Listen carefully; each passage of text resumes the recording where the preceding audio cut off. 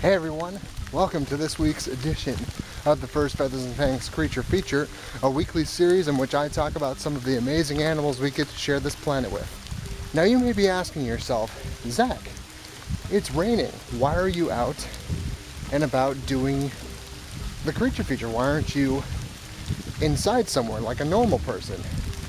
A couple parts of that answer. One, I am not normal. Two, like I said when I first started coming out to the nature area to do my creature features, this lets my thoughts flow a lot more freely. I don't feel confined. And it really is a lot easier for me to do them out here rather than just at home sitting in front of a camera on a tripod. For some reason I feel on the spot about everything. So that is why I'm out here braving the elements. Oh, what I do for my adoring public. I say that like it's a chore. It's really not. Ever since I started doing these creature features and the wild excursions, it's been great. I have so much fun. And I really hope that you all enjoy it. Besides, when else would I have a chance to be filming in the rain? Just filming in the rain. What a glorious feeling. I'm happy again. Everybody's a critic. Anyway, I strayed so far off topic there. My apologies. This week, it is the last creature feature before Halloween. And the last spooky animal that I'm going to be talking about is one that I guarantee there are a handful of you out there do not like this animal whatsoever, and that is the snake. Snakes are reptiles, and what distinguishes them, well, one of the factors that distinguishes them from other reptiles is the fact that they have no legs. They have no limbs whatsoever. They get by wriggling their bodies and using their stomach muscles to contract, and their stomach scales are wider than the rest of their body, and they can use those to grip onto the ground. Sorry, passing the resident deer herd. Say hi, everyone. I think I spooked him, I feel bad. But they will use their scales, the snakes will, not the deer. The snakes will use the scales in their bellies to help them crawl along the ground. It is thought that snakes evolved from lizard-like animals around 100 million years ago. In fact, some constricting snakes, such as boas and pythons, still have very, very minute vestigial back legs. Now what that means, the term vestigial, is that it is a part of their body that is there, but it serves no real purpose at all. Kind of like the hood ornament on a car, except those are sweet. Snakes are grouped into two categories, venomous and non-venomous. Now, while all snakes are carnivores, not all snakes use venom to kill their prey. Venomous snakes, which include rattlesnakes, I'm sure you all saw the creature feature a couple weeks ago about them, cobras, vipers, they all use venom that they secrete through their fangs like hypodermic needles, and they use the venom to immobilize and kill their prey.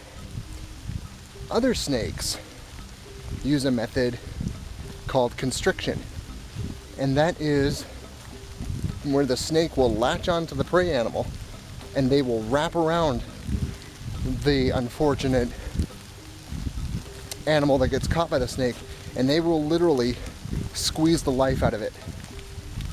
A great example of this is this guy here, the Burmese python, one of the largest snakes in the world, capable of taking down rather large prey. Most snakes feed on rodents, birds, small mammals, but Burmese pythons can even take down small antelope. That's a scary thought. Some are even rumored to have eaten humans. But enough about that.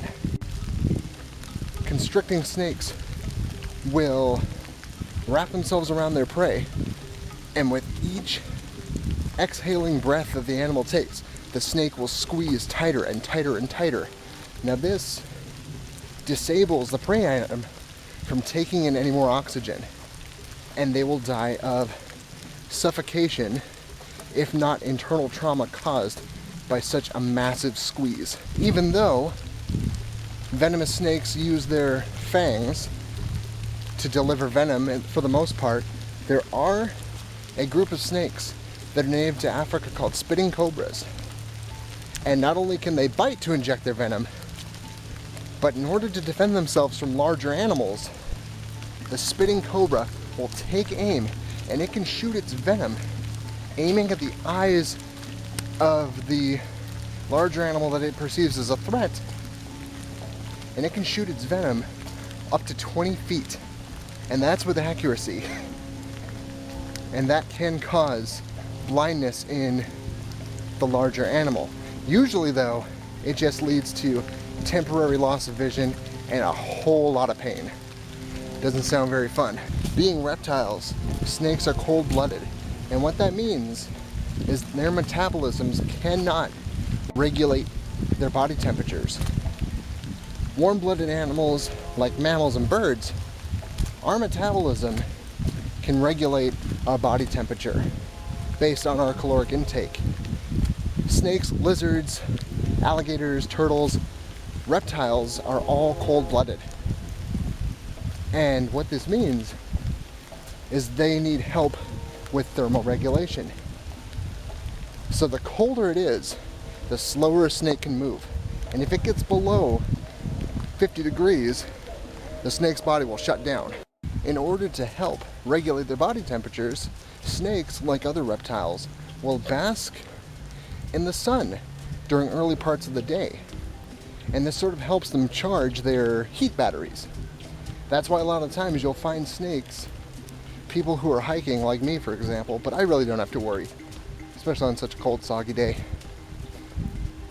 But people will find snakes on rocks in the middle of the road, and that's because stone and asphalt absorbs heat really well, so that helps supercharge the snake and gets it ready to take on its day and whatever it may hold. As far as size goes, snakes can run the gambit anywhere from the thread snake, which gets up to a whopping 4 inches and can be as thin as a strand of spaghetti, all the way up to the anaconda, the heaviest, not the longest, but the heaviest snake, at lengths of up to 30 feet and a weight of nearly 600 pounds. It is one of the largest reptiles in the modern day and age. The longest snake, that goes to our friend the Burmese python. It's recorded, actually it's rumored, never been confirmed, but it is rumored that they can reach 50 feet. I may not mind snakes, I'm not afraid of them like nearly a third of all people on Earth are, but even that's a little unsettling. Ugh. As far as venomous snakes go, the largest of their kind is this guy right here, the king cobra. He gets up to 20 feet long and uses that distinctive hood as a warning for other animals to stay away.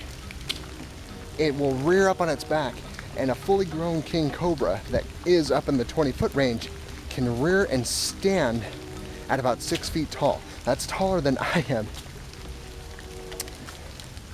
And like I said in the rattlesnake creature feature, venomous snakes would rather not use their venom to protect themselves. They want to save it for taking down a meal. That's where the hood comes in.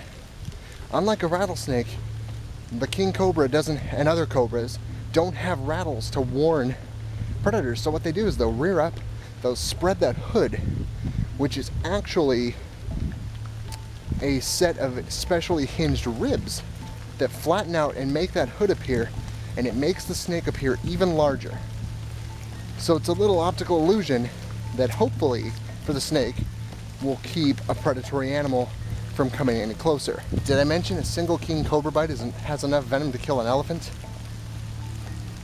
Yikes. Coincidentally, king cobras are responsible for most of the venomous snake-related deaths in the world. And it's because of where it is native to, in India and other parts of Southeast Asia, where population density is so thick that encounters with king cobras are more common than with nearly any other type of venomous snake. Now, to put that in perspective, the most venom potent snake, the king brown snake in Australia, has enough venom to kill nearly 100 people with a single bite. But they live in such remote areas that encounters with people are very, very rare, which is good because the king brown snake can kill in as little as 5 hours if left untreated. Another reason not ever to go to Australia. I mean, the people there are great, I hear, but there's so much there that wants to kill you. Not everything about snakes is all bad, though, in human culture. In some cultures in Asia, snakes are seen as a symbol of fertility. And because they are constantly growing, snakes need to shed their skin throughout their lives. And this has made them a symbol in some cultures of rebirth and regeneration. That is why, if you ever see this symbol in your doctor's office, snakes are associated with medicine and the prolonging of life. Now, it wouldn't be a Halloween creature feature if I didn't bring up a monster. Or two. You know what? Let's go for two. One of the most common monsters from ancient culture that's associated with snakes is the Gorgon Medusa from Greek mythology. It is said that Medusa had the lower half of a snake and the torso and upper body of a beautiful woman, except that her hair was made up of living snakes. Medusa was able to turn any living creature into stone just by looking at it, and she was slain by the hero Perseus. Good job, Perseus. Another snake-like monster is the basilisk. Basilisks pop up in a couple of different cultures. Ancient Europeans, the Greeks, the Romans had versions of the basilisk, and their venom was said to be able to destroy anything: wood, stone, metal, human flesh. And they were also immensely large snakes, supposedly up to and exceeding 100 feet long. And depending on the version of the basilisk you find, similar to that in Harry Potter and the Chamber of Secrets, basilisks could also freeze living beings just by looking at them. What is it with these snake things and playing the ultimate game of freeze tag?